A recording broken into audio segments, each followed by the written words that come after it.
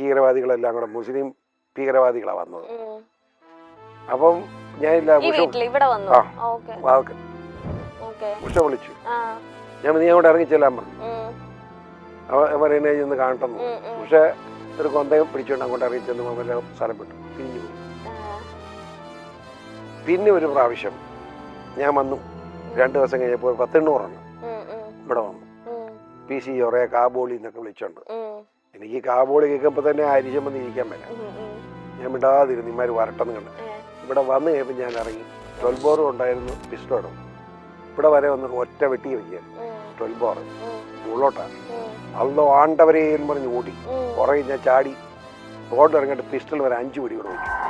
വ്യക്തികളെ നോക്കിയാണ് ഇപ്പം ഈ നിയമസഭാ ഇലക്ഷൻ ആണെങ്കിൽ പിന്നെ ഈ വ്യക്തികളെ കിട്ടുന്ന വോട്ടിനേക്കാൾ കൂടുതൽ പൊളിറ്റിക്സ് വരുന്നുണ്ട്. പക്ഷെ പ്രാദേശിക സ്വയംഭരണ തെരഞ്ഞെടുപ്പിൽ മുഴുവൻ വ്യക്തിത്വമാണ്. സംശയം എന്താ? തിരുവനന്തപുരം കണ്ടില്ലേ, അവിടുത്തെ കോർപ്പറേഷൻ മേയറുടെ സ്വഭാവത്തിന്റെ മഹത്വം കൊണ്ട് മുഴുവൻ BJP. 2006 ഞാൻ ഒറ്റയ്ക്കാണ് നിന്നത്. ഒരു പാർട്ടി എനിക്ക് പിന്തുണയില്ല. എന്റെ ഭൂരിപക്ഷം 28,000. അത് 2011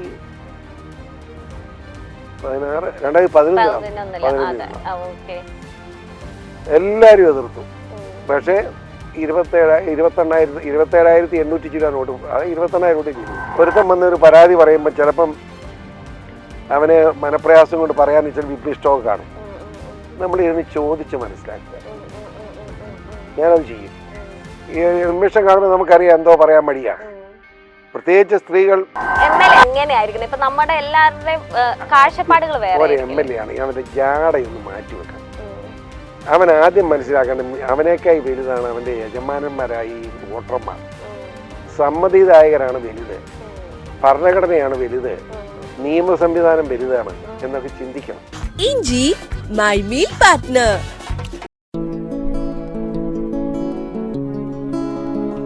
ഈ പ്രാവശ്യത്തെ ഇലക്ഷൻ ശ്രദ്ധിച്ചപ്പോൾ ഒരുപാട് യൂത്ത് ഇപ്പൊ രാഷ്ട്രീയത്തിലേക്ക് വരികയോ, അത് പെൺകുട്ടികളായിക്കോട്ടെ ആൺകുട്ടികളായിക്കോട്ടെ.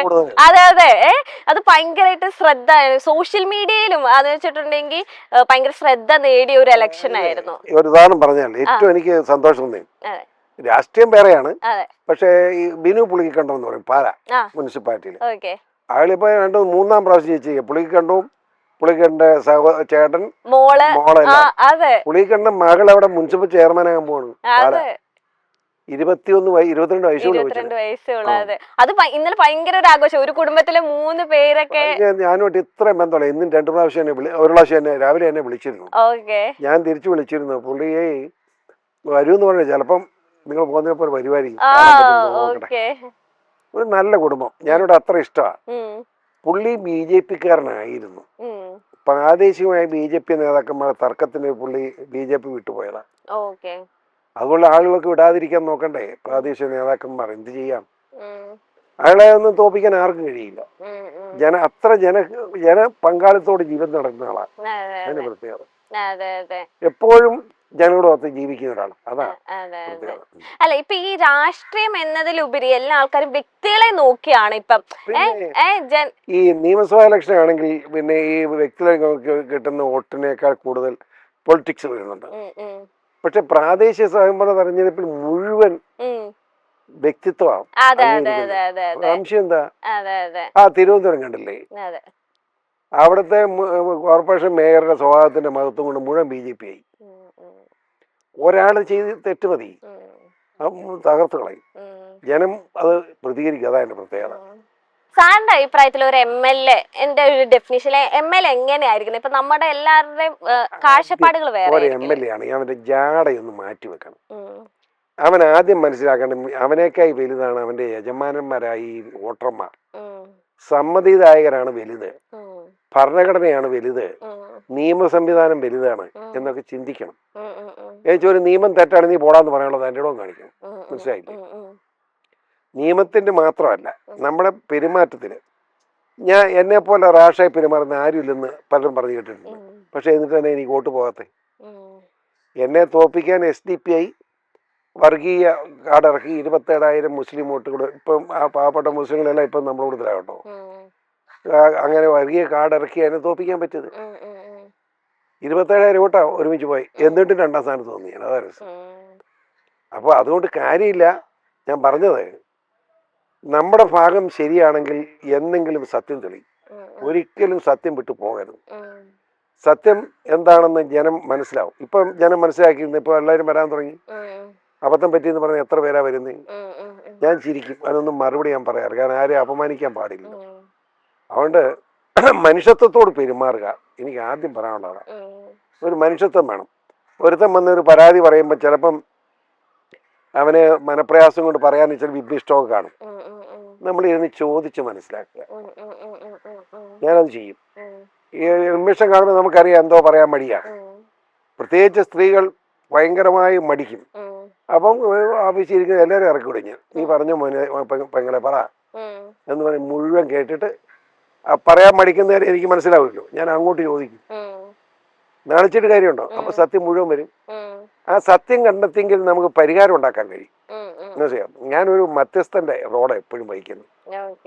ഒരു തമാശ പറയാം, അപ്പൊ ചിരി വരുന്നത്. തീക്കോയി പഞ്ചായത്തിൽ വർഷം മുമ്പാ ഒരു കാർന്നവർ 72 വയസ്സായിട്ടുണ്ട്. കാർന്നവർക്ക് 71 മറ്റോ പ്രായം. രണ്ടുപേരും കൂടെ വന്നിരിക്കുക, പിരിയാൻ വേണ്ടി ഇവിടെ വന്നിരിക്കുക. ഞങ്ങൾ പിരിയാന്നാ പറയുന്നത്. ഞാൻ കാർന്ന് പറയുന്നത് പിരി, എനിക്ക് ഇവിടെ കൊടുത്ത് പറ്റിയല്ല. അപ്പൊ ചേട്ടത്തി, ഞാൻ ഇവന്റെ ഇയാടെ കൊടുത്തില്ലെന്ന, രണ്ടും അടിയ. ഞാൻ ഒത്തിരി നേരം പറഞ്ഞു നോക്കി, ഒരു യോജിക്കല. എൻ്റെ അടുത്ത് വന്നിരിക്കുക, രണ്ടും കൂടെ വന്നിരിക്കുക. എന്താ വസ്തുവും കെട്ടണം, വീതം വെച്ച് കിട്ടണം, അതിനു വേണ്ടി വന്നിരിക്കുക. ഞാൻ ഒരു കാര്യം ചെയ്യാം, ചേട്ടൻ്റെ കാര്യം ചെയ്യുക, ചേട്ടത്തി ഞാൻ അങ്ങോട്ട് വന്നേക്കാന്ന് പറഞ്ഞു. ഇവിടെ തീക്കൈ മാർമല അങ്ങനെ മല മുകളിലാണ്. അപ്പൊ ചേട്ടനും ചേട്ടത്തി അവിടെ ചെന്ന് പറഞ്ഞപ്പോ നാട്ടുകാരെ ഒരു 10-200 പേര് കൂടിയിട്ടുണ്ട്. ഞാൻ ചെന്നപ്പോ അന്ന് ഇപ്പോഴും കാട്ടിയിട്ട് അഗസ്റ്റ സേവറും ഉണ്ടെന്ന് കൂടത്തില്. ഞാൻ അവിടെ ചെന്നു. രണ്ടുപേരും ഒരുമാതിരി വാളും പരിചയെടുത്ത് നിൽക്കുക മാറാൻ പിരിയാൻ. അപ്പൊ എനിക്ക് ചിരി വന്നു. 72-കാരന് എന്നാ പിരിയാനാ, നാണം വേണ്ടേ? അപ്പൊ ഞാൻ ഒരു കാര്യം ചെയ്യാൻ നോക്കാം, പിരിച്ചേക്കാന്ന് തോന്നി.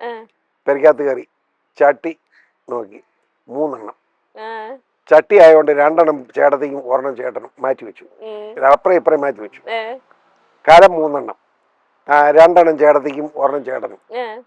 പിന്നെ അങ്ങനെ ഓരോ സാധനങ്ങളും 2ആയിട്ട് വീതിച്ചു. കംപ്ലീറ്റ് എല്ലാം പെരയ്ക്കാൻ വെച്ചു.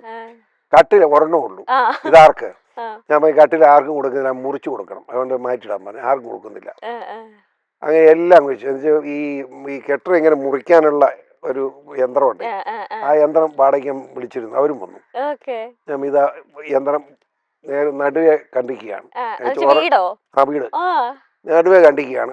ഒരു ഭാഗത്ത് ചേട്ടത്തി, ഒരു ഭാഗത്ത് ചേട്ടനും. മനസ്സിലായല്ലോ? ശരിയെന്ന് പറഞ്ഞു. കണ്ടിക്കാണ്ട് യന്ത്രം ഞാൻ നിങ്ങൾ കണ്ടിക്കാൻ പറഞ്ഞിട്ട് ഒരു കാര്യം ആലോചിക്കട്ടെ. ചേട്ടൻ ചേട്ടത്തിക്ക് വരാം, ഞാൻ അങ്ങോട്ട് മഷി ഇങ്ങനെ ഇവിടെ നിൽക്കുക, ഞാൻ അങ്ങോട്ട് കൊണ്ടുപോയി. ഈ കണ്ടിച്ചു കഴിഞ്ഞാൽ പിന്നെ ഒന്നിക്കാന്ന് നടക്കില്ല. അതുകൊണ്ട് നിങ്ങളിങ്ങനെ വേണ്ടതെന്ന് ശരിയല്ലെന്ന് എൻ്റെ അഭിപ്രായം. ആ അടുക്കളയൊക്കെ രണ്ടും കൂടെ ഒന്നുകൂടെ ആലോചിച്ച് ചിങ്ങറിഞ്ഞ് വരാമോ, ഒന്നിക്കുന്നോ പള്ളരണോ എന്ന് തീരുമാനിച്ച് വരാമോ. അപ്പം മനുഷ്യൻ ഇങ്ങനെ നോക്കി നിൽക്കുക. കളവനും കളവും കൂടെ പെയ്ക്കാത്ത ഞാൻ എനിക്കൊന്ന് 10-30 വയസ്സുള്ളൂ. രണ്ടും കൂടെ കളവും കൂടെ അകത്ത് പോയി. അടുത്ത് പോയി ഒരു 10 മിനിറ്റ് കഴിഞ്ഞപ്പോഴത്തേന് ചേട്ടത്തിയും ചേട്ടനും കൂടെ കയ്യെ പിടിച്ചോണ്ടാ വരുന്നത്. ഞങ്ങൾ അങ്ങനെ പിരിക്കാന്ന് ആരും ആലോചിക്കണ്ട, ഞങ്ങൾ പോകുന്നില്ല, ഒന്നിച്ചാന്ന് പറഞ്ഞു. ഏച്ചി രണ്ടും കൂടെ ചട്ടി കയറുമല്ലോ പെയ്യാത്ത് വെച്ചു. സന്തോഷം, മനുഷ്യൻ നിന്ന് പോയി. അങ്ങനെ യോജിപ്പിക്കാനും പറ്റും. നേരെ വെച്ച് ഇവിടെ വെച്ച് അന്ന് കെട്ടി കണ്ടിച്ചു വിട്ട 2ആയി പോയി, നശിച്ചു. രണ്ടും നശിക്കും. ഇച്ചിരി നമ്മൾ റിസ്ക് എടുക്കുകയും നമ്മൾ സമയം കളയുകയും നമ്മളെ സ്വല്പം ബുദ്ധിമുട്ടും ചെയ്താൽ ഇതൊക്കെ ഒന്നിപ്പിച്ചു വിടാൻ പറ്റും. അങ്ങനെ സാർ ഒരു കല്യാണം നടത്തിയിട്ടില്ല? ഇങ്ങനെ ഇറങ്ങി വീട്ടിൽ നിന്ന് ഇറങ്ങി വന്ന ഒരു രാത്രി വന്ന് അങ്ങനെ ഒരു കഥ ഞാൻ കേട്ടിട്ടുണ്ട്. അത് രസം വെച്ചാ, ഒരു പെണ്ണ് ക്രിസ്ത്യാനി, ചെറുക്കൻ മുസ്ലിം. ഇവര് ഞാന് പെണ്ണിന്റെ വീട്ടുകാര് ഒരു ഏറ്റവും നല്ല കുടുംബമോ ഫാമിലിയാ. അവർക്ക് സഹിക്കാൻ പറ്റില്ല ഒരു മകളെ പോകുന്നതിനെ പറ്റി. അപ്പം ചെറുക്കനെ ഞാൻ വിളിച്ചു പോകാൻ പറഞ്ഞു, ഞാൻ ആത്മഹത്യ ചെയ്യുന്നു പെണ്ണെ കിട്ടിയില്ലെങ്കിൽ. പെണ്ണോട് ചോദിച്ച പെണ്ണ് പറഞ്ഞു, ഇവനില്ല ഞാനും ഇല്ലെന്ന് പറഞ്ഞു. അപ്പൊ ഞാൻ പെണ്ണിന്റെ അപ്പനോട് പറഞ്ഞു, അവള് ചാടിപ്പോവള്, നിങ്ങൾ ശ്രദ്ധിച്ചു എന്ന് പറഞ്ഞു. ചെറുക്കൻ്റെ അപ്പം പറഞ്ഞു, ചേട്ടൻ വന്ന് പറഞ്ഞു, എങ്ങനെ പെണ്ണ് ആശാനെ നിങ്ങളിലേക്ക് ഇതൊന്ന് മാറ്റിത്താ, ഞങ്ങൾക്ക് സന്തോഷം ഉണ്ടായിരുന്നതാണ്. അപ്പൊ മാറണേ.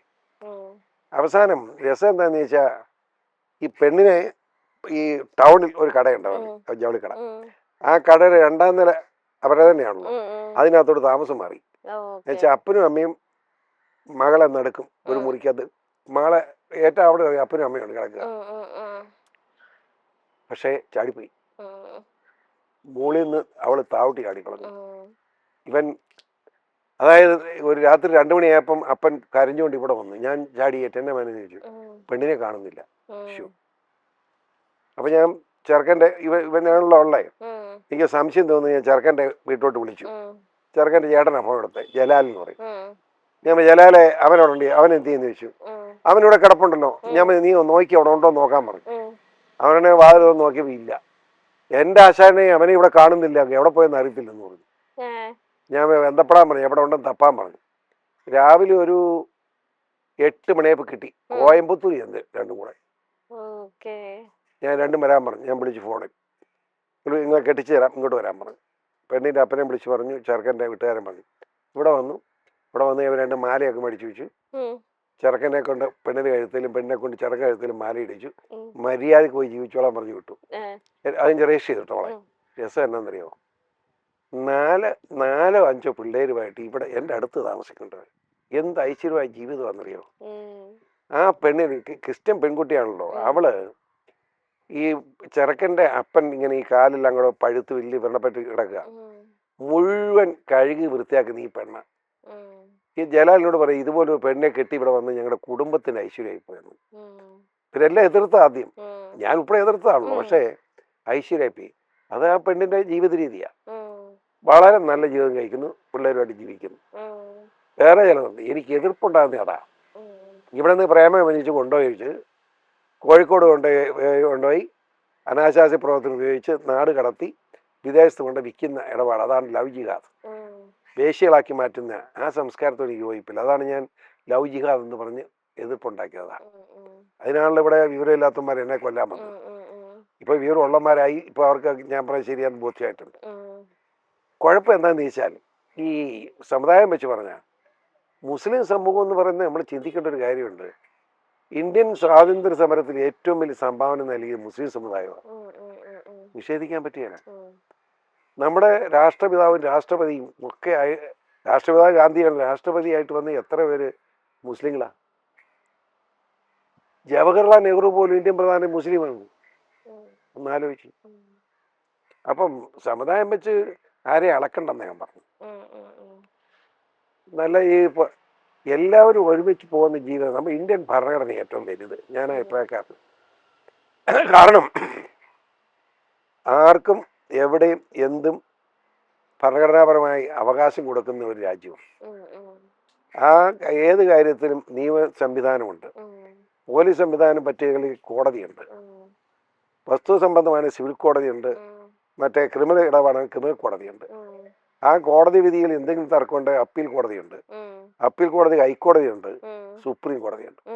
അപ്പം നിയമത്തിന്റെ പരിരക്ഷ ജനങ്ങൾക്ക് ഇതുപോലെ കൊടുക്കുന്ന ഒരു രാജ്യം വേറെ ഉണ്ടോന്ന് എനിക്ക് സംശയമാണ്. അതുകൊണ്ട് ഇന്ത്യ രാജ്യത്ത് ജനിക്കാൻ കഴിഞ്ഞാൽ ഞാൻ അഭിമാനം കൊള്ളുന്നതാണ് എനിക്ക് പറയാനുള്ളത്. സാർ ഇപ്പൊ BJP-യിലാണ്, ഒരു പാർട്ടിയിലാണ്. അപ്പം സ്വാഭാവികമായിട്ട് ജനങ്ങളുടെ ഇടയിൽ ഇപ്പൊ ഒരു നാൾ കേരള കോൺഗ്രസിൽ ഇരുന്നു.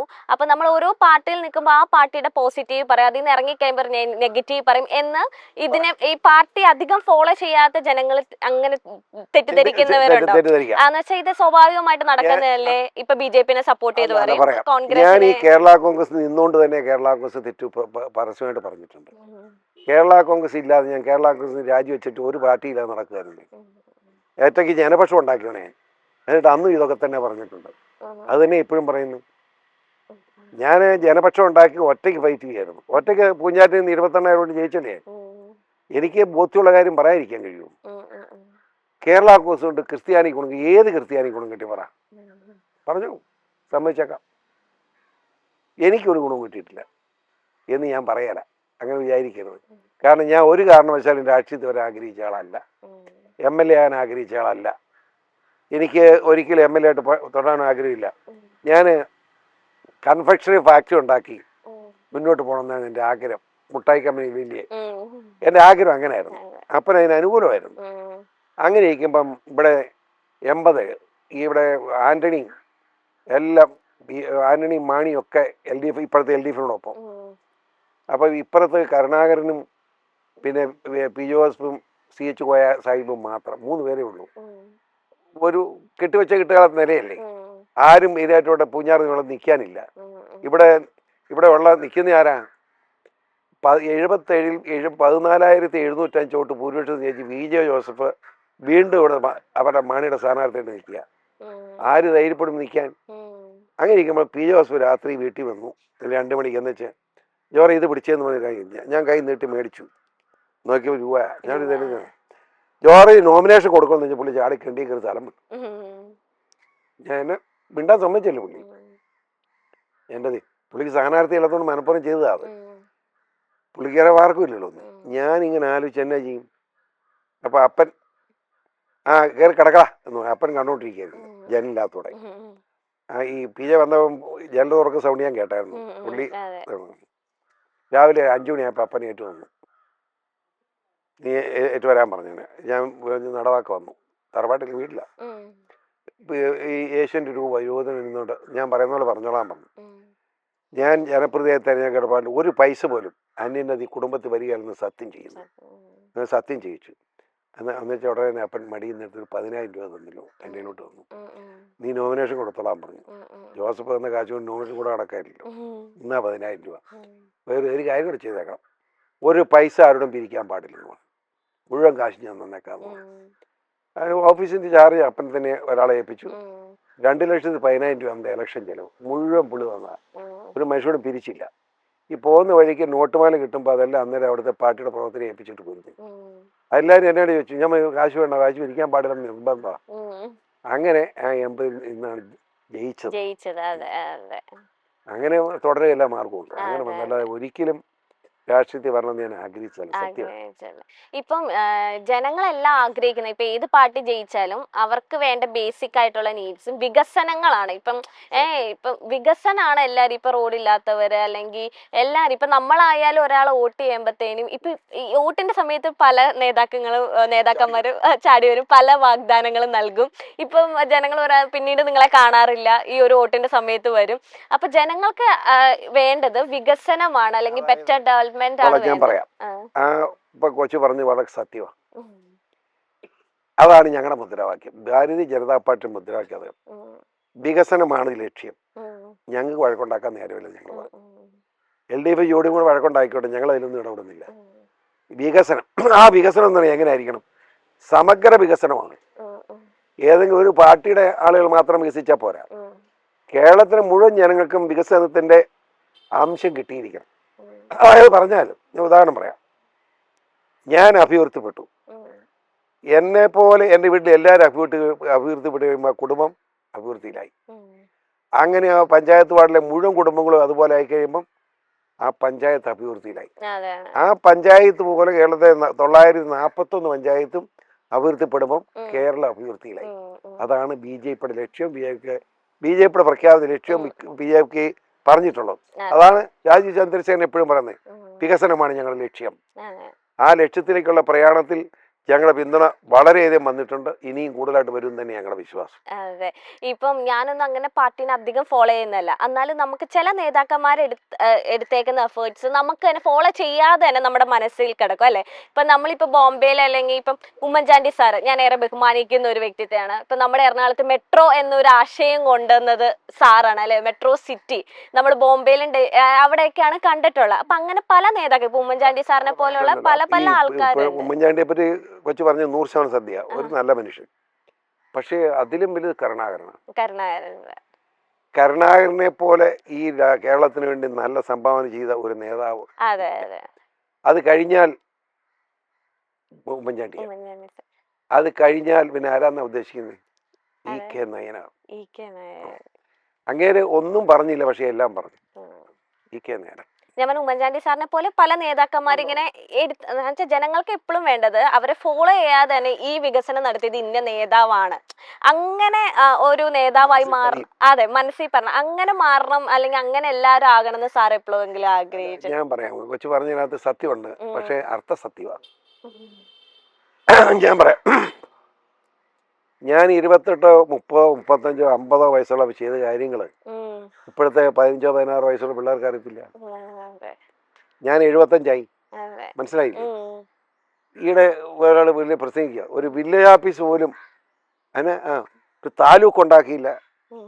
അപ്പൊ ഞാൻ അപ്പൊ അവിടുത്തെ വില്ലേജ് ഓഫീസ് ഉണ്ടാക്കില്ലോ പുള്ളി, അതല്ലേ പറ്റുള്ളൂ ഇപ്പോൾ. അത് പുള്ളി ഉണ്ടാക്കിയെന്ന് ആര് പറഞ്ഞെന്ന് ചോദിക്കുക. ഞാൻ ഇരിക്കുക, ഞാൻ ആദ്യം ഉണ്ടാക്കി വില്ലേജ് ഓഫീസ് വില്ലേജ് ഈരാറ്റുപേട്ട വില്ലേജിലായിരുന്നു. ഈരാറ്റുപേട്ട പ്രദേശം പഞ്ചായത്ത് മേഖല 4 വില്ലേജ് കിടന്നതാണ്. ഞാനത് ഒന്നിപ്പിച്ച് ഒരു വില്ലേജ് ആക്കി. ഈ നിയമത്തിൽ 4 പുതിയ വില്ലേജ് ഉണ്ടാക്കിയത്. ഈരാറ്റുപേട്ട മാത്രമല്ല, തലനാട്, കൂട്ടിക്കല്, തീക്കോയി 4 വില്ലേജ് ഞാൻ ഉണ്ടാക്കിയതാണ്. അതിനൊന്നും ഇപ്പം ഓർക്കുന്നില്ല മനുഷ്യൻ. മനസ്സിലായില്ലേ പ്രശ്നം? അതാ അതായത് വെച്ചാൽ അവൻ ആകെ KSRT ബസ് സ്റ്റാൻഡ് PC ഉണ്ടാക്കിയതാണ്. ഈ തർക്കമുള്ളവൻ പറയുക. അതിന്റെ കാരണം എന്തറിയോ? ഭയങ്കര മുഴുപ്പിൽ എഴുതിയ PC ആസ്തി വികസന ഫണ്ട് കൊണ്ട് നിർമ്മിച്ച കെട്ടിടം അതിൽ എഴുതി വെച്ചിട്ടുണ്ട് ഭയങ്കരമായിട്ട്. അതുകൊണ്ട് അത് വായിക്കുന്നോണ്ട് അതുകൊണ്ട് എന്നാന്ന് വെച്ചാൽ ഈ MLA-മാർ ഈ കല്ലിടണം എന്ന് നിർബന്ധം പിടിക്കുമ്പോൾ ഞാൻ തെറി പറയുമായിരുന്നു. ഇവന്റെ ഈ വർത്താനം കഴിഞ്ഞപ്പോൾ കല്ലിടണം എന്നല്ല MLA-മാരും എനിക്ക് പറയാനുള്ളത്. ആ വില്ലേജ് ഓഫീസർ PC പറയുന്ന അന്ന് ഞാൻ ഒരു ഉദ്ഘാടനം ചെയ്ത് വെച്ചിരുന്നത് ഇത് വർത്താനം പറയുമായിരിക്കും. ഞാൻ ചെയ്തില്ല. എന്തിന്? ഞാൻ ഈ ഇലക്ഷൻ കഴിഞ്ഞ ലാസ്റ്റ് ഇലക്ഷന് മുമ്പ് ഈരാറ്റുപേട്ട ഫയർ സ്റ്റേഷൻ ഞാൻ ഉണ്ടാക്കിയതാ. ഭയങ്കര കെട്ടിടം, ഫയർ എഞ്ചിനും 2-3 ഫയർ എഞ്ചിനും ജയിപ്പും എല്ലാം കൊണ്ടുവന്നു. അത് പണികൾ തീർന്ന് മാത്രമല്ല അതിന് ഉദ്ഘാടനം ഞാൻ ഇലക്ഷൻ കഴിഞ്ഞിട്ടെന്ന് പറഞ്ഞു. പക്ഷെ ഇലക്ഷൻ കഴിഞ്ഞ പുതിയ MLA കയറി ഉദ്ഘാടിച്ചു. ഇപ്പൊ മനുഷ്യൻ വിചാരിക്കും അവനുണ്ടാക്കിയതാണ്. അവന് ഒരു ബന്ധവും ഇല്ല. എനിക്ക് തോന്നുന്നു ആ വർഷത്തിൽ ഒരു പദ്ധതി ഇട്ട് വെക്കും, പക്ഷെ അത് കംപ്ലീറ്റ് ആകുമ്പോ അടുത്ത ഇലക്ഷനും അതെല്ലാം അല്ലേ മുഴുവൻ തീർച്ചയായും ഞാൻ ഉദ്ഘാടിക്കാതിരുന്നു. ഓക്കെ. ഇപ്പം സാറ് നേരത്തെ പറഞ്ഞോട് ഞാൻ ഒന്ന് കൂട്ടി യോജിച്ചു പറയും. ഇപ്പൊ സാറ് പറഞ്ഞു നമ്മുടെ ഇന്ത്യയിൽ ഇങ്ങനെയൊക്കെ ഉണ്ട്, അല്ലെങ്കിൽ ഇന്ത്യയാണ് ഏറ്റവും ലോപരമായാലും ഇത്ര സുരക്ഷിതം. പക്ഷേ ഇപ്പോഴത്തെ ഈ ഇനി വരുന്ന ജനറേഷൻ ഉണ്ടല്ലോ, ഇപ്പൊ നടക്കുന്ന ജനറേഷനെല്ലാം ഭൂരിഭാഗം പേര് എബ്രോഡിലേക്കാണ് പോകുന്നത്. ജോലി ആയിക്കോട്ടെ, അവിടെ ചെന്ന് പഠിച്ചവർ ആർക്കും ഇവിടെ നിൽക്കാൻ താല്പര്യമില്ല, ഇവിടെ ഓപ്പർച്യൂണിറ്റീസ് ഇല്ല, അല്ലെങ്കിൽ ഇവിടെ സാലറി കുറവാണ്. അപ്പൊ അവിടത്തെ ഇപ്പൊ പുറം രാജ്യം, ഇപ്പൊ UK, കാനഡ ഒക്കെ കണ്ടിട്ട് പല പിള്ളേരും അങ്ങോട്ടേക്കാണ് ഇപ്പൊ അട്രാക്ട് ആകുന്നത്. അത് ഈ കേരളത്തിന്റെ കാര്യമല്ലേ, കേരളം വിട്ടാ അങ്ങനെയില്ല. കേരളത്തിൽ അങ്ങനെ വന്നതെന്നു വെച്ചാൽ ഈ പിണറായിയുടെ 10 കൊല്ലത്തെ ഭരണം കൊണ്ട് ഇവിടെ തെണ്ടി കുത്തുവാള എടുത്തു. റേഷൻ പോലും കേന്ദ്ര ഗവൺമെന്റ് കൊടുക്കുന്ന റേഷനാണ്. 1,30,00,000 പേർക്ക് സൗജന്യ റേഷൻ കേന്ദ്ര മോദിജി കൊടുത്തോണ്ടിരിക്കുക. അല്ല ഇവിടെ ആത്മഹത്യ വന്നാണ്, പട്ടിണി മരണം. മനസ്സിലായില്ലേ?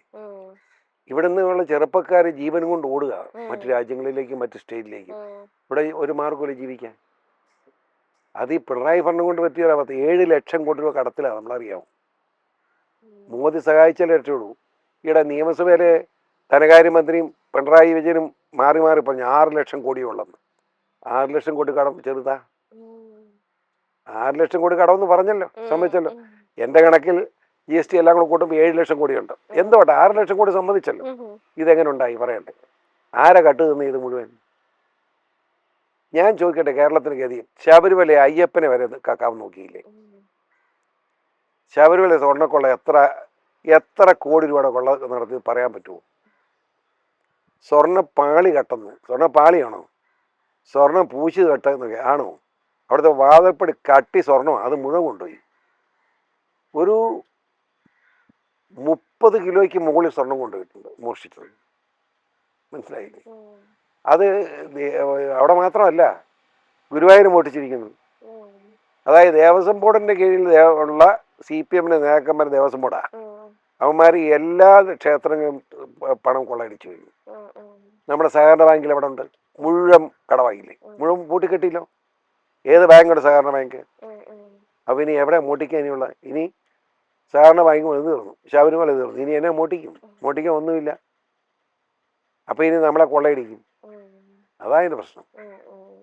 ഇത് ഈ കേരളം എത്രയും വേഗം ഈ ഭരണത്തിൽ നിന്ന് മാറുക എന്നുള്ളതല്ല വേറെ മാർഗം. അതല്ല ഈ തദ്ദേശ തെരഞ്ഞെടുപ്പിൽ കോൺഗ്രസിന് വോട്ട് കിട്ടിയതിന് കാരണം. കോൺഗ്രസിന് നന്മ കൊണ്ട് കിട്ടിയതല്ലല്ലോ. കോൺഗ്രസ് നന്മ എന്നാ പറയാനുള്ള ഒന്നുമില്ല. പക്ഷേ ഞാൻ നേതാക്കന്മാരെ കുറ്റം പറയല്ലോ, തെറ്റിദ്ധരിക്കണ്ട. ഒരു നന്മയും പറയാനില്ല. അവർ കണക്കാ, അവരുടെ ജീവിതം മോശമല്ലേ? കാരണം കോൺഗ്രസ് നേതാക്കന്മാരും ശരിയെന്നവന്മാരെ മാത്രമുള്ളല്ലോ, എല്ലാം ഉണ്ട്. അതാ ഞാൻ പറഞ്ഞത്. ഏതായാലും വരട്ടെ, എന്ത് വരട്ടെ, നോക്കാം. അത് BJPക്ക് ഒരു വാതായനം തുറന്നിടുന്നതിന് തുല്യമാണ് ഇപ്പോൾ. ഞങ്ങളിപ്പോൾ വന്നിട്ടുണ്ട്, ഇനി ഞങ്ങൾ കൂടുതലായിട്ട് വരും. നിയമസഭാ ഇലക്ഷനിൽ ശക്തമായ തിരിച്ചുവരവ് ഇനിയുണ്ടാവും BJP-യുടെ. ഇപ്പം ഈ ഒരു കാലഘട്ടത്തിൽ നമ്മുടെ നിയമ നടപടികളെ ചോദ്യം ചെയ്തുകൊണ്ട് ഒരു സമൂഹമുണ്ട്. കാരണം പല നിയമം ഇപ്പം ഒന്ന് പറഞ്ഞാൽ രണ്ടാമത്തേന് കൊല്ലുന്ന ഒരു അങ്ങനത്തെ ഒരു മെന്റാലിറ്റിയിലാണ് ഇപ്പൊ ജനറേഷൻ. ഇപ്പം പ്രണയ നൈരാശ്യം അല്ലെങ്കിൽ പ്രണയം പറഞ്ഞു അഭ്യർത്ഥിച്ചു നോ പറഞ്ഞപ്പോ അപ്പൊ എല്ലാരും പറയുന്നത് പുറം രാജ്യത്തെ നിയമം കൊണ്ടുവരണം അല്ലെങ്കിൽ അവിടുത്തെ ലോ കൊണ്ടുവരണം. പുറം രാജ്യത്തെ നിയമം കൊലപാതകം നടക്കുന്നില്ലേ? ചുമ്മാ വിവരക്കേട് പറയുന്ന വാദമില്ലാതെ വർത്താനം പറഞ്ഞല്ല എന്താ അർത്ഥമായിരിക്കും? വിദേശ രാജ്യങ്ങളിൽ കൊലപാതകമില്ലേ? ശിക്ഷ നടപ്പാക്കുന്ന ഇവിടെ ശിക്ഷ നടപ്പാക്കുന്നതന്നെ നമ്മുടെ നിയമത്തിലുള്ള വ്യത്യാസം അത്രേ ഉള്ളൂ. 1000 കുറ്റവാളികൾ രക്ഷപ്പെട്ടാലും ഒരു നിരപരാധി ശിക്ഷിക്കപ്പെടണമെന്നാണ് നമ്മുടെ കാഴ്ചപ്പാട്. അമേരിക്കക്കാരുടെ കാഴ്ചപ്പാട് ഒരു നിരപരാധി ശിക്ഷിക്കപ്പെട്ടാലും 1000 കുറ്റവാളികളെ ശിക്ഷിച്ചിരിക്കണം. അതെ, അതാണ് വ്യത്യാസം. അമേരിക്കക്കാളും വെച്ച് നോക്കുമ്പോ എല്ലാവരും ദുബായിലത്തെ റൂളൊക്കെ എന്തൊരു ന്യായമാണ്. ഒരുത്തന് തെറ്റ് ചെയ്ത് അന്നേരം കഴുത്ത് വെട്ടി കളയുക, അതൊക്കെ ഉണ്ടെങ്കിൽ മര്യാദ കൈ വെട്ടി കളയുക. അതൊക്കെ പ്രാകൃത നിയമം. ആ നിയമം നമുക്ക് പറ്റുകയില്ല. അതൊക്കെ പ്രാകൃത നിയമങ്ങളാണ്. പിന്നെ ചെറുപ്പക്കാർ പറയാ ചെറുപ്പക്കാരെ കൈയും കാലും കാണുകയില്ല. കൈയും കാലും ഇല്ലാത്തവന്മാര് തന്നെ നടക്കുന്ന കാണേണ്ടി വരും നമ്മളെ. അതൊന്നും ശരിയല്ല. നീതിന്യായ വ്യവസ്ഥ എപ്പോഴും ഭാരതത്തിന്റെ ആണല്ലോ, ധൈര്യമായിട്ടുണ്ട്. പിന്നെ എല്ലാരും പറയും. ഇപ്പം ഞാൻ കുറച്ച് മുന്നേ പറഞ്ഞ പോലെ തന്നെ ഇപ്പൊ ഈ ഇലക്ഷന്റെ സമയത്ത് അല്ലെങ്കിൽ ഇപ്പൊ ഞാൻ ലേറ്റസ്റ്റ് ആയിട്ട് ഒരു ന്യൂസ് കേട്ട നമ്മുടെ കഴിഞ്ഞ വർഷം ഒരു MBBS 5 വിദ്യാർത്ഥികള് വാഹനാപകടത്തിൽ മരണപ്പെട്ടായിരുന്നു. അവർ ഫിലിം കാണാൻ പോയപ്പം അൺഫോർച്യുനേറ്റ്ലി അപ്പം സർക്കാർ ഇങ്ങനെ വാഗ്ദാനങ്ങൾ ഇത്ര രൂപ അത് ഇത്രയും ഈ ഒരു വർഷത്തിലും ഒന്നും കൊടുത്തിട്ടില്ല. ആ സമയത്ത് എന്തെങ്കിലും വലിയ അപകടം വരുമ്പോൾ നമ്മള് ഏത് പാർട്ടിയാണ് ഭരിക്കുന്നത് ഇങ്ങനെ വാഗ്ദാനങ്ങൾ കൊടുക്കും. പ്രഖ്യാപനമുണ്ട് കാശ് കൊടുക്കാതിരിക്കും. അത് ആ പ്രഖ്യാപന കടലാസ് നേരെ ഹൈക്കോടതിയിലോട്ട് പോകും, തന്നെ കാശ് കൊടുത്തു. അപ്പൊ അതിനോട് എങ്ങനെയാ ഒരു രാഷ്ട്രീയ പ്രവർത്തകൻ രാഷ്ട്രീയക്കാരൻ കയറി പ്രഖ്യാപിച്ചു ചോദിച്ച് അത് രാഷ്ട്രീയക്കാരൻ പറഞ്ഞാൽ അതിന് വില കൊടുക്കണ്ട. പക്ഷെ ഒരു മന്ത്രി പ്രഖ്യാപനം നടത്തി അത് നടപ്പാക്കിയിരിക്കണം. നടപ്പാക്കിയിൽ അവനെ വഴി വിടരുതെന്ന് ഞാൻ പറയും. അവനെ ആ വീട്ടുകാർ അവന്റെ വീട്ടിലൂടെ കുത്തിയിരിക്കണം. ആ പറഞ്ഞ മന്ത്രിയുടെ കാശ് തന്നിട്ട് പോകുന്നോളെന്ന് പറയും. അപ്പൊ നന്നാവും. സാർ എപ്പോഴെങ്കിലും മന്ത്രി ആവണമെന്ന് ആഗ്രഹിച്ചിട്ടുണ്ടോ? അല്ലെങ്കിൽ അങ്ങനത്തെ ഒരു പൊസിഷനിൽ വരണമെന്ന് എപ്പോഴെങ്കിലും മനസ്സിൽ തോന്നിയിട്ടുണ്ട്? എന്നെ ആഗ്രഹിച്ചിട്ടില്ല എന്ന് മാത്രമല്ല 2 പ്രാവശ്യം മന്ത്രിയാകാൻ നിർബന്ധിച്ചിട്ടാകാത്ത ആളായ. ഒന്ന് VS അച്യുതാനന്ദൻ. VS അച്യുതാനന്ദൻ വളരെ സ്ട്രിക്റ്റ് ആയിട്ട് എന്നെ മന്ത്രിയാക്കാൻ തീരുമാനമെടുത്ത് പത്രത്തിലെല്ലാം വന്നതാണ്. ഞാൻ രാവിലെ 6 മണിക്ക് പാഞ്ഞ് VSന് വീട്ടിൽ ചെന്നു. കാലെ പിടിച്ചോടെ എന്നെ ഉദ്ധരിക്കരുതെന്ന്. കാരണം ഞാൻ അന്ന് മന്ത്രിയാകുന്നത് ശരിയല്ലെന്ന് എൻ്റെ മനസാക്ഷി. എനിക്ക് പറ്റുകയില്ല. അതുകൊണ്ടാണ് ഞാൻ എല്ലാവരെയും വിമർശിച്ച് നടക്കുന്നത്. ഞാൻ മന്ത്രിയായിട്ട് എന്നെ കാണിക്കാനാ പറ്റുകയില്ലെന്ന്. അത് കഴിഞ്ഞ് ഉമ്മൻചാണ്ടി ഗവൺമെന്റ് അത് 2016 അന്ന് എന്നെ മന്ത്രിയാക്കണമെന്ന് ഉമ്മൻചാണ്ടിയും കുഞ്ഞാലിക്കുട്ടിയും രമേശ് ചെന്നിത്തലയും കൂടെ വന്ന് മാണിയോടും ജോസഫിനോടും അഭ്യർത്ഥിച്ചു. ഇവര് കുഞ്ഞാലിക്കുട്ടി പറഞ്ഞ് ഞാൻ എറണാകുളത്ത് ചെല്ലുകയും ചെയ്തതാണ്. അപ്പൊ അന്നേരം വേണമെങ്കിൽ ഈ KM മാണി ജോസഫും തർക്കമില്ലെങ്കിൽ മന്ത്രി അയക്കാന്നുള്ള പ്ലാനാണ് എൻ്റെ മനസ്സിലിരുന്നു. കാരണം ഇത്ര കൊല്ലമായില്ലേ. അപ്പൊ അവിടെ ചെന്നാൽ ജോസഫും മാണിയും കൂടെ ജോസഫ് ഞങ്ങൾ 2 മന്ത്രിസ്ഥാനം മതി എന്ന് പറഞ്ഞു. അപ്പൊ ഉമ്മൻചാണ്ടി 3 എടുത്തോ, ഞങ്ങൾക്ക് വേണ്ട. അപ്പം ആ തീരുമാനം വന്നപ്പം ഞാൻ ആലോചിച്ചപ്പോ ഞാൻ മന്ത്രിയാണെന്ന് ഞാൻ 71 ഉള്ളതായി. ഞാൻ മാത്രമേ മന്ത്രിയാണെന്ന് തർക്കം ഉണ്ടാക്കിയ ഗവൺമെന്റ് ഇല്ല. ഉമ്മൻചാണ്ടി ഗവൺമെന്റ് ഇല്ലാതാകാൻ പോവാണ്. എനിക്ക് മന്ത്രിയായി തീരുമെന്ന് പറഞ്ഞാൽ ജോസഫ് മാണികൾ അടിയുണ്ടായാൽ ഗവൺമെന്റ് പോകും. എനിക്ക് മന്ത്രിസ്ഥാനം കിട്ടിയില്ലെങ്കിൽ ഞാൻ എതിർക്കുന്നു പറഞ്ഞ് ഞാൻ മാറി നിന്നാലും ഗവൺമെന്റ് പോകും. ഞാനായിട്ട് ഇത്രയും ബുദ്ധിമുട്ടുണ്ടാക്കി ഉമ്മൻചാണ്ടി ഗവൺമെന്റ് ഉണ്ടാവട്ടെ, അതുകൊണ്ട് ഞാൻ മാറി നിന്നു. എന്നുവെച്ചാൽ അത് കഴിഞ്ഞ് ഞാൻ മാറി നിന്ന് കഴിഞ്ഞ് നിയമസഭ ചേരുന്നതിന് മുമ്പ് എന്നെ ചീഫ് വിപ്പാക്കാൻ വേണ്ടി ഇവര് ഈ UDFിന്റെയും എല്ലാവരും ബഹളം വെച്ചു. ഞാൻ പറഞ്ഞു തർക്കം വേണ്ട, എനിക്ക് വേണ്ടെന്നേ പറഞ്ഞു. ജോസഫിന് വേണ്ട പറ്റുകയില്ല, ജോസഫ് ബാധിയാവും, എന്നെ ആക്കരുതെന്ന് P. ജോസഫ് നിർബന്ധം. ഞാൻ എനിക്ക് വേണ്ടെന്ന് പറഞ്ഞു. പക്ഷെ ഈ പാണക്കാട് തങ്ങൾ പറഞ്ഞു അത് പറയുന്നത് മര്യാദയില്ലെന്ന്. ചീഫ് വിപ്പ് സ്ഥാനം എന്ന് പറയുന്നത് മുസ്ലിം ലീഗിൻ്റെ വെച്ചപ്പോൾ ആ ചീഫ് വിപ്പ് സ്ഥാനം ഞാൻ കേരള കോൺഗ്രസ് അല്ല കൊടുക്കുന്നത്, PC ജോർജിനാണ് കൊടുക്കുന്നത്. അപ്പം ജോസഫിന്റെയും മാണിയുടെ ഒക്കെ കഴപ്പ് തീർന്ന് വീട്ടിൽ പോയി. അങ്ങനെ ഞാൻ ചീഫ് വിപ്പായത്. അതിനോടൊന്നും ഒരു ഞാൻ വേണ്ടെന്ന് പറഞ്ഞു. ഇത് കൊടുത്തതിൽ ആർക്കെങ്കിലും വഴക്കുണ്ടായത്. അപ്പൊ തങ്ങൾ പറഞ്ഞു ഞങ്ങളുടെ പാർട്ടിക്കിട്ട് ഞങ്ങളാണ് നിശ്ചയിക്കുന്നത്. നമുക്കൊന്നും മിണ്ടാനില്ല. അത് തൈക്കാട് ഗസ്റ്റ് ഹൗസിന്റെ ചർച്ച നടന്നുകൊണ്ടിരിക്കുമ്പം എന്നെ വിളിച്ച് ഞാൻ ചെന്നിരിക്കുക. അപ്പൊ എല്ലാവരും ഉണ്ട്, UDF നേതാക്കന്മാരും കൂടെ മാണി ജോസഫ് എല്ലാവരും ഉണ്ട്, ജോയി എബ്രാഹിം എല്ലാവരും ഉണ്ട്, കുഞ്ഞാലിക്കുട്ടിയുണ്ട്, ഉമ്മൻചാണ്ടിയുണ്ട്, സുധീരൻ എല്ലാവരും ഉണ്ട്, രമേശ് ചെന്നിത്തല എല്ലാവരും ഉണ്ട്. അവരെല്ലാം ജീവിപ്പാണ്. ഞാൻ പറഞ്ഞു പാർട്ടിക്കും ആവശ്യമില്ല എനിക്കും വേണ്ടെന്ന് പറഞ്ഞു. അങ്ങനെ തർക്കം നടന്നുകൊണ്ടിരിക്കുമ്പം കുഞ്ഞാലിക്കുട്ടി കൊണ്ടുവന്നൊരു ഫോൺ തന്നെ. ഞാൻ നോക്കിയോ തങ്ങളാ PC.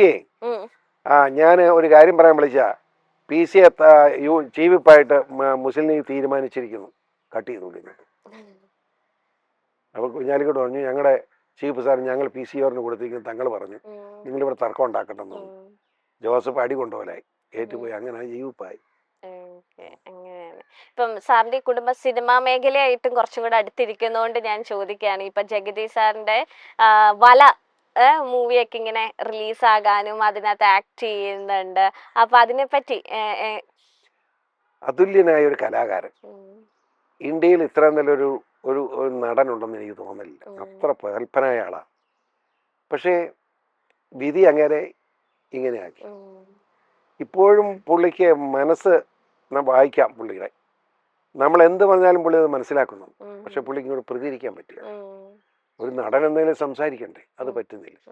അതുകൊണ്ട് സിനിമാ മേഖലയുള്ളവർക്ക് അദ്ദേഹത്തോടുള്ള സ്നേഹത്തിന്റെ ഭാഗമായിട്ടാണ് ഈ അഭിനയമൊക്കെ. എത്ര നാൾ നിൽക്കുമെന്ന് എനിക്കറിയത്തില്ല. പക്ഷെ ജാതകത്തിൽ പുള്ളി ഇനിയും സംസാരിക്കുമെന്ന് പറഞ്ഞിട്ടുണ്ടെന്നാ പറയുന്നത്, എനിക്കറിയില്ല. എന്നൊരു ടോക്ക് അവർ വീട്ടിൽ നിന്ന് കേട്ടു. അപ്പൊ ഞങ്ങളും അത് തന്നെയാണ് കാത്തിരിക്കുന്നത്. അപ്പൊ എങ്ങനെ ഈ വലയിലൊക്കെ ആക്ട് ചെയ്യുമ്പോഴത്തേനും ചേച്ചി കൂടുതൽ പറയാറുണ്ടോ, അല്ലെങ്കിൽ അവർ കൂടെ പോകുമോ, എങ്ങനെയാണ്? കാരണം ആ ഒരു ഇത് ബ്ലഡ് ഉള്ളിൽ കിടക്കുന്നോണ്ടാണല്ലോ ഇത്രയും വയ്യാത്ത അവസ്ഥയിലും ഫിലിമില് അല്ലെങ്കിൽ ക്യാമറയിൽ. അതെങ്ങനെയായിരുന്നു? സാറിനോട് ഷെയർ ചെയ്തിട്ടുണ്ടോ ചേച്ചി എങ്ങനെ ഷൂട്ടിംഗ്? ഞാൻ ഇടപെടുകയാണ്, അത് പുള്ളിയുടെ കുടുംബകാര്യമില്ല, കൂടുതൽ ഇടപെടാറേ ഇല്ല. പണ്ടും ഇല്ല, ഇപ്പോഴും ഇല്ല. ഓക്കെ. നിങ്ങൾ എങ്ങനെയാണ് ലൈക്ക് ഒരു മോന്റെ ഫാദർ ഇൻ ലോ? ഞാൻ അങ്ങേരുമായിട്ട് എത്രയോ കൊല്ലമായിട്ടുള്ള ബന്ധമാണ്. ഞാനന്ന് അരിസ്റ്റോയിൽ വന്ന് താമസിച്ച ഒരു കാലഘട്ടത്തിൽ. അപ്പൊ അങ്ങേരെ അരിസ്റ്റോയിൽ സ്ഥിരമായി വരുമായിരുന്നു. അവിടെ വെച്ച് ഞങ്ങൾക്ക് പരിചയമുണ്ട്. അങ്ങനെ ബന്ധം ഉണ്ടായിരുന്നു. അങ്ങനെ ഇരിക്കുമ്പം ഈ ഷോണ് ലോ കോളേജിൽ പഠിക്കാൻ പോയി തിരുവനന്തപുരത്ത്. ഈ കൊച്ചും അവിടെ പഠിക്കാൻ വന്നു. അങ്ങനെയാണ് സ്നേഹത്തിൽ ലോ അക്കാഡമിയിലാന്ന് തോന്നുന്നു. അങ്ങനെ വന്നപ്പം എനിക്കൊന്നും അറിയത്തില്ല. ഒരു ദിവസം പുള്ളി ഞാനിവിടെ ഇങ്ങോട്ട് വിളിച്ചു. പുള്ളി പീരുമേട് സിനിമയ്ക്ക് വന്ന അയച്ച പുള്ളി പറഞ്ഞു ഇങ്ങനെ ഈ ഒന്ന് കാണണമല്ലോ എന്ന്. ഞാൻ പറഞ്ഞു ഞാൻ ഈരാറ്റോട്ടെ ഉണ്ടല്ലോ, ഞാൻ അങ്ങോട്ട് വന്നാൽ ഒന്ന് കാണും, ഞാൻ ഇതിന് എപ്പോൾ വേണേ വരാൻ പറഞ്ഞു. പുള്ളി വന്നപ്പം ഞാൻ എന്നെ വിളിച്ച് ഓടി വന്നു. സംസാരിച്ചു വിശേഷം. അപ്പോൾ പുള്ളി പറഞ്ഞു ഇങ്ങനെ എൻ്റെ മകളും നിങ്ങളുടെ മകനുമായിട്ട് സ്നേഹത്തിലാണ്. ഈ പെണ്ണ് അല്ലാതെ എൻ്റെ MLA ക്വാർട്ടേഴ്സ് വന്നിട്ടുണ്ട് താൻ. അവള് 10-12 പെണ്ണുങ്ങളുമായിട്ട് അവിടെ വന്നായിരുന്നു. എന്ന് വെച്ചാൽ ലൈം ജ്യൂസ് അതൊക്കെ മേടിച്ച് കൊടുക്കുകയും ചെയ്തിട്ടേ ഇവിടെ വന്നു ഇങ്ങനെ ആണെന്ന് പറഞ്ഞു. അപ്പം ഞാൻ അവനെ ഷോണ്ട് ഇവിടെ വിളിച്ചിടാ എന്താന്ന് ചോദിച്ചു. സ്നേഹത്തിനാണ്. ഞാൻ നാളെ കല്യാണം കഴിച്ചേക്കാന്ന് പ്രശ്നം തീർന്നു. അങ്ങനെ കല്യാണം നടന്നു. നിങ്ങളുടെ എങ്ങനെ സൗഹൃദ സംഭാഷണം എങ്ങനെ ആഫ്റ്റർ മാരേജ്? ഇപ്പൊ ഇവരുടെ കല്യാണം കഴിഞ്ഞു, അപ്പൊ നിങ്ങളുടെ ഫ്രണ്ട്ഷിപ്പും കാര്യങ്ങളൊക്കെ എങ്ങനെയായിരുന്നു ജഗതി സാറിനായിട്ടുള്ള? വളരെ നല്ല മനുഷ്യനാണ്. അങ്ങേര് പ്രസംഗിക്കുന്ന എനിക്കറിയത്തില്ലായിരുന്നു. ഒരു ചങ്ങനാശ്ശേരി ഇപ്പോൾ ഒരു സ്കൂള് 5000 പിള്ളേരാണ് ടോട്ടൽ, 2 സ്കൂളും കൂടെ. ഇപ്പം അത്ര പിള്ളേരുണ്ടെന്ന് അറിയില്ല. അവിടെ മുഖ്യ അതിഥിയായിട്ട് എന്നെ വിളിച്ചു. അവിടുത്തെ മുഖ്യ പ്രാസംഗികനായിട്ട് ജഗതിയായിരുന്നു. അപ്പം ഞാനോർത്ത് ഇങ്ങനെ പ്രസംഗിക്കും. ഞാനപ്പം ആദ്യം ഞാൻ ജഗതി സിനിമാക്കാരല്ല, അദ്ദേഹം പ്രസംഗിക്കട്ടെന്ന് പറഞ്ഞു. അങ്ങനെ ഞാൻ ജഗതിയെ പ്രസംഗിക്കാൻ നിർബന്ധിച്ചു. പുള്ളി പ്രസംഗിച്ചു. ഒരു 10 മിനിറ്റ് കൂടുതൽ പ്രസംഗിക്കാനാണ് ഞാൻ വിചാരിച്ചത്, സിനിമാക്കാരനല്ലേ. പുള്ളി പ്രസംഗം തന്നപ്പം എൻ്റെ ദൈവമേ, ഖുറാൻ, ബൈബിൾ, ഭഗവത്ഗീത 3ഉം താരതമ്യപ്പെടുത്തിക്കൊണ്ട് പിള്ളേർക്ക് സ്റ്റഡി ക്ലാസ്സാണ് പുള്ളി നടത്തുന്നത്. അന്തിച്ച് മനുഷ്യനില്ലായിരുന്നു. അച്ഛന്മാരും കന്യാസ്ത്രീകളും ഒരു 10,000 മുകളിൽ പിള്ളേർ ആൾക്കാരുണ്ടായിരുന്നു, മാതാപിതാക്കന്മാർ ഉൾപ്പെടെ. ഈ 5000 പിള്ളേർ അപ്പനും അമ്മയും ഇവിടെ വരണം നിർബന്ധമായില്ല. അപ്പോൾ ചില 10,000 പേര് കണ്ടെന്നേക്കാം. ഇത്ര വലിയൊരു സദസ്സിന് പുള്ളിയുടെ പ്രസംഗം. ഒരു 1/4 മണിക്കൂർ നിർത്താതെ ഞാൻ അന്തിച്ചിരുന്നു പോയി. ഇത്രയും നല്ലോണം അറിവുണ്ടെന്ന് എനിക്കറിയില്ലായിരുന്നു. ഞാൻ വെച്ച് പറയുകയും ചെയ്തു, ജഗതി പ്രസംഗിച്ച് ഇനി വേറെ ആരും ഇവിടെ പ്രസംഗിക്കുന്നില്ല, ഞാനും ഇവിടെ പ്രസംഗിക്കുന്നില്ല. അദ്ദേഹത്തിൻ്റെ അത്രയും ആ കാര്യം സംബന്ധിച്ച് പറയാൻ എനിക്ക് അറിയില്ല എന്ന് എൻ്റെ അഭിപ്രായം. അതുകൊണ്ട് സംഭവം ഉദ്ഘാടനം ചെയ്തിരിക്കുമ്പോൾ ഞാൻ നിർത്തി.